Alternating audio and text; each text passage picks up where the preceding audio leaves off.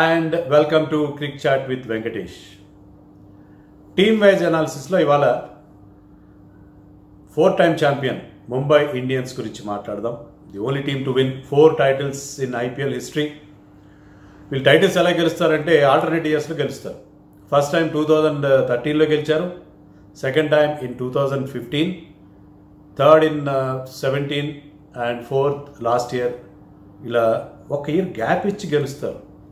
మరి ఆ రకంగా చూస్తే ఈ ఇయర్ గెలవరు కదా వాళ్ళు, నెక్స్ట్ ఇయర్ గెలుస్తారు. సో అది మనకు అనిపిస్తున్న విషయం. బట్ ఇవన్నీ సరదాగా మాట్లాడుకోవడానికి బాగుంటాయి కానీ ట్రివియల్గా. But Mumbai continues to be a very very strong team and one of the strong contenders to win the title this time without any doubt. మరి ముంబై స్ట్రెంగ్స్ ఏంటి, వీక్నెసెస్ ఏంటి ఒక్కసారి చూసేద్దాం మనం. వాళ్ళ ప్రధానమైన స్ట్రెంగ్త్ ఏంటంటే వాళ్ళ కోర్ టీం మారదు, అదే టీంతో వెళ్తున్నారు. చూడండి, there is Rohit Sharma, Pollard, Malinga, Suryakumar Yadav, Bumrah and Pandya brothers. So వీళ్ళు కొన్ని సంవత్సరాలుగా వీళ్ళతోనే వెళ్తున్నారు, ఆ సక్సెస్ని కంటిన్యూ చేస్తున్నారు. సో వాళ్ళ team looks very very settled. Even వాళ్ళ 11 గురించి కూడా మనం ఆలోచిస్తే ఆ 25 నుంచి 11 పిక్ చేయడం చాలా ఈజీ, ఎందుకంటే అందరూ చాలా సెటిల్డ్గా ఉన్నాయి, వాళ్ళ ప్లేసెస్ సెటిల్డ్గా ఉన్నాయి. సో అదే పరిస్థితి, except 2-3 changes here and there తప్ప ఆ కోర్ టీం అలాగే వాళ్ళు కంటిన్యూ చేయగలుగుతున్నారు. కాబట్టి అంత కంటిన్యూస్గా సక్సెస్ అవుతున్నారు. సెకండ్ ఏంటంటే వాళ్ళు ఫారిన్ ప్లేయర్స్ మీద ఎక్కువ డిపెండ్ కారు. They are not overly dependent on foreign players. No doubt Pollard, Malinga లాంటి కీ ప్లేయర్స్ ఉన్నారు టీంలో, కానీ Indian contingent is very very strong. Rohit కావచ్చు, బుమ్రా కావచ్చు, పాండ్యా బ్రదర్స్, వీళ్ళందరూ కూడా ఇండియన్ ప్లేయర్స్, కూడా మంచి ఇండియన్ ప్లేయర్స్ వాళ్ళకి ఎప్పుడు ఉండబట్టే. గతంలో అయితే హర్భజన్ సింగ్, రాయుడు, ఇలా ఇండియన్ ప్లేయర్స్ని వాళ్ళు బాగా నర్చర్ చేస్తారు. ఆ ఇండియన్ కోర్ ఎప్పుడు స్ట్రాంగ్గా ఉంటుందో ఆ టీమే ఇప్పుడు ముంబై కానీ చెన్నై కానీ గెలవడానికి అదే మెయిన్ రీజన్. ఎందుకంటే ఫారిన్ ప్లేయర్స్ కొన్ని ప్రాబ్లమ్స్ ఉంటాయి, అవైలబిలిటీ వాళ్ళకి నేషనల్ వాళ్ళ దేశం తరఫున ఆడాల్సి ఉంటుంది, పూర్తిగా టోర్నమెంట్ అవైలబుల్ ఉండరు. ఇంకోటి ఏంటంటే వాళ్ళ మీద ప్రెషర్ ఉంటుంది, ఎందుకంటే 4 ఫారిన్ ప్లేయర్స్ని ఆడించగలిగే పరిస్థితి ఉంటుంది. కాబట్టి బాగా ఆడకపోతే మమ్మల్ని రీప్లేస్ చేస్తారని they will be under constant pressure. కానీ ఇండియన్ కాంటింజెంట్ స్ట్రాంగ్గా ఉంది కాబట్టి ముంబై విజయంలో అది కూడా ప్రధాన కారణం. అంతేకాకుండా they have plenty of match winners like Rohit కావచ్చు, పొలార్డ్ కావచ్చు, Pandya brothers, Bumrah, de Kock, everybody in their own right can win you the matches on their own. So అలాంటి మ్యాచ్ విన్నర్స్ ఉన్నారు కాబట్టి అది కూడా వాళ్ళకున్న ఒక స్ట్రెంగ్త్గా చెప్పుకోవాలి.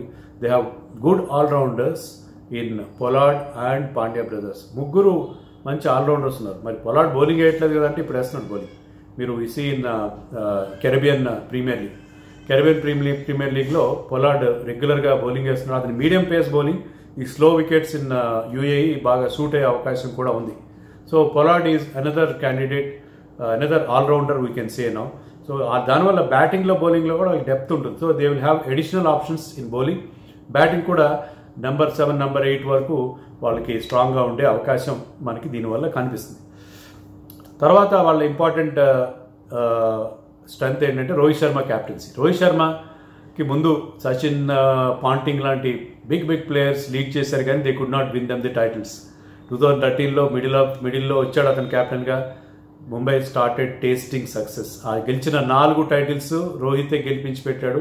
ఫైనల్కి వెళ్ళిన ప్రతిసారి టైటిల్ గెలిచాడు. సో బిగ్ మ్యాచ్ టెంపర్మెంట్ కూడా ఉంది. రోహిత్ అంత ప్రోయాక్టివ్గా కనిపించకపోవచ్చు, but is a shrewd tactician. ప్లేయర్స్ని బాగా బ్యాక్ చేస్తాడు. వాళ్ళు ఫెయిల్ అయినా సరే ధోనిలాగా వాళ్ళకి లాంగ్ రోప్ ఇస్తాడు, ఈజీగా డ్రాప్ చేయడు. సో చాలా సైలెంట్గా బ్రహ్మాండంగా టీంని లీడ్ చేస్తారు. So Rohit Sharma's captaincy is also one of the strong factors for Mumbai's success. ఇంకొకటి ఏంటంటే వాళ్ళు టాలెంట్ స్కౌటింగ్ బాగా చేస్తారని చెప్పుకున్నాం కదా. They could find Pandya brothers, Bumrah లాంటి వాళ్ళని, మార్కండే అండ్ రాహుల్ చార్. సో ఈసారి కూడా they pick some interesting young players. Prince Balwantrai అనే ఒక ప్లేయర్ ఉన్నాడు. Surprisingly he has not played any representative cricket for he state. He played only Punjab under 16కి మాత్రం ఆడాడు. Is 20-year-old leg spinner. ఈ లెగ్ స్పిన్నర్ మరి ఎలాంటి లిస్ట్ ఏ మ్యాచ్, అలాంటి first class match ఆడలేదు. బట్ ముంబై టాలెంట్ స్కౌటింగ్ వాళ్ళు చాలా జాగ్రత్తగా పిక్ చేస్తారు. సో వాళ్ళు పిక్ చేశారంటే there is something special about him. అలాగే there is left arm pacer called Mohsin Khan.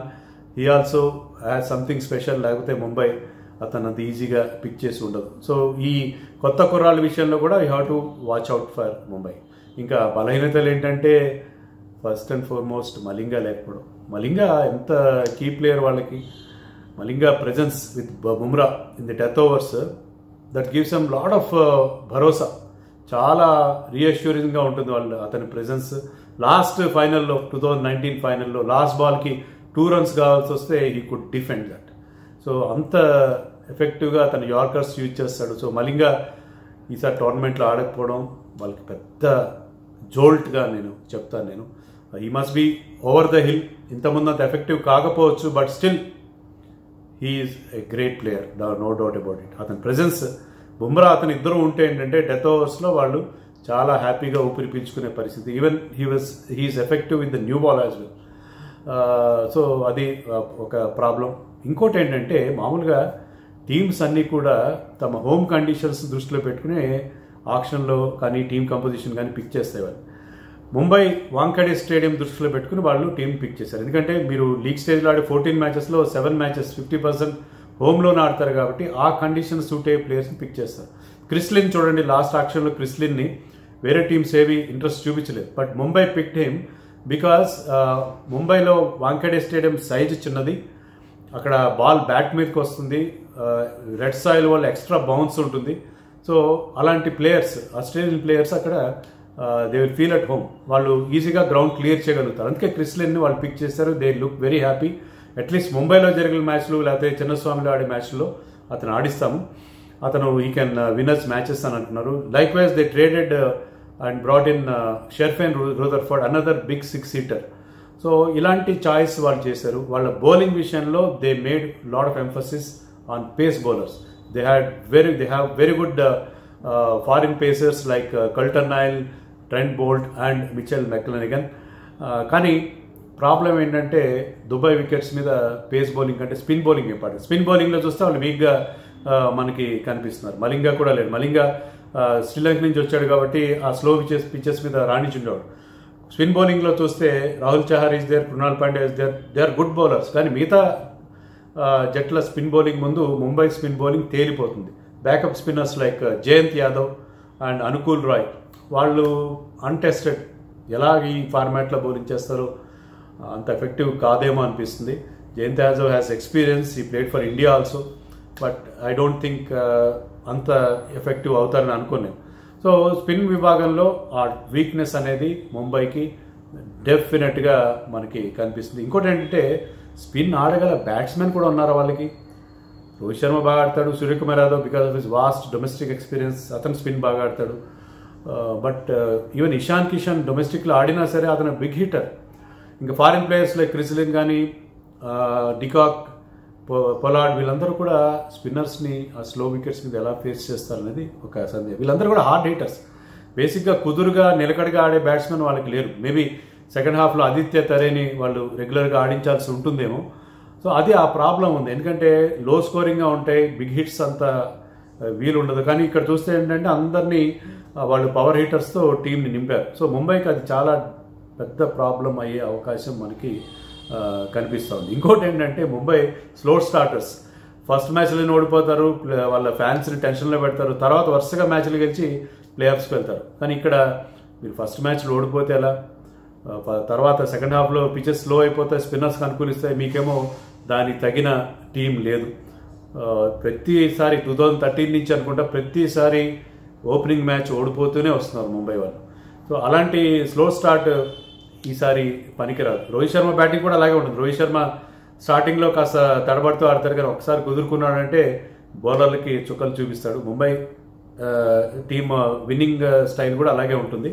So ఇవన్నీ కూడా కొన్ని వీక్నెస్గా మనకి ముంబై టీంలో కనిపిస్తున్నాయి. మరి వాళ్ళ ఛాన్సెస్ విషయానికి వస్తే నాకేమనిపిస్తుంది అంటే hit out or get out అండి ముంబై. ఎందుకలా అంటున్నానంటే వాళ్ళకి మంచి మంచి ప్లేయర్స్ ఉన్నారు. పొలార్డ్ కూడా సూపర్ ఫామ్లో ఉన్నాడు. రోహిత్ శర్మ మనం వరల్డ్ కప్లో చూసాము, తర్వాత ఆడిన ఇండియా మ్యాచ్లో కూడా బ్రహ్మాండంగా ఆడుతున్నాడు.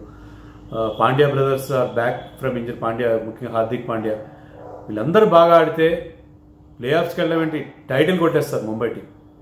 అలా కాదు, కొంచెం తడబడ్డారు, స్టార్ట్ సరిగ్గా దొరకలేదు అంటే కనీసం ప్లే ఆఫ్స్ కూడా వెళ్ళరు. So either this or that, అంతేగాని మిడిల్ పాత్ ఉండే అవకాశం లేదని నేను అనుకుంటున్నాను. ముంబై గతంతో కంపేర్ చేస్తే డెఫినెట్గా అంత స్ట్రాంగ్గా లేదు, ఎందుకంటే కండిషన్స్ మారి కాబట్టి. I cannot say that they or hot favourite this time, నేనైతే అలా అనుకోవడం లేదు. But still it is a strong team, చాలా చాలా strong team. Don't under estimate Mumbai. So ఇది ముంబై టీం గురించి నా అనాలిసిస్. మరి టీం ఎలా ఉండబోతుంది ఫస్ట్ మ్యాచ్లో అంటే ఈజీగా చెప్పొచ్చు, ఎవరైనా చెప్పొచ్చు. ఫస్ట్ మ్యాచ్లో Rohit Sharma, de Kock will open. Rohit Sharma open చేయాలండి, ఎందుకంటే రోహిత్ శర్మ క్రిస్లిన్ ఇక్కడ ఈ పిచ్ల మీద పనికిరాడు. రోహిత్ శర్మ ఓపెన్ చేస్తే ఏంటంటే స్టార్టింగ్లో హార్డ్ న్యూ బాల్ బాగా ఆడిన తర్వాత స్పిన్నర్స్ కూడా బాగా ఆడగలుగుతాడు. Important player, he should play more number of balls. Rohit should open with de Kock, followed by Suryakumar Yadav at number 3. Very very good player, he should play for India. ఈసారి బాగా ఆడితే బహుశా అతనికి ఇండియా కాల్ కూడా రావచ్చు. Ishan Kishan should play as batsmen, is a left hander. Last season కూడా had a good season outing కాబట్టి he should play at number 4. Pollard at number 5. Pandya brothers Krunal and Hardik at number 6, number 7. Number 7లో Coulter నైల్ని ఆడిస్తాను నేను. Coulter Nile is a very good batsmen also and good bowler. Rahul Chahar, Trent Boult and Bumrah. So ఇది నా team, Mumbai first మ్యాచ్లో ఆడబోయే టీమ్గా నేను భావిస్తున్నాను. సో ఇది అబౌట్ ముంబై టీం. మరి నా క్విజ్ సెగ్మెంట్కి వెళ్తే లాస్ట్ టైం అడిగిన ప్రశ్న ఏంటంటే, ఒక మన దక్కన్ చార్జర్స్కి తర్వాత సన్ రైజర్స్కి ఆడిన ఒక Telugu cricketer, he also played for India, ఎవరని అడిగాను. Answer happens to be why Venugopala Rao, star స్పోర్ట్స్లో మా కో కామెంటేటర్.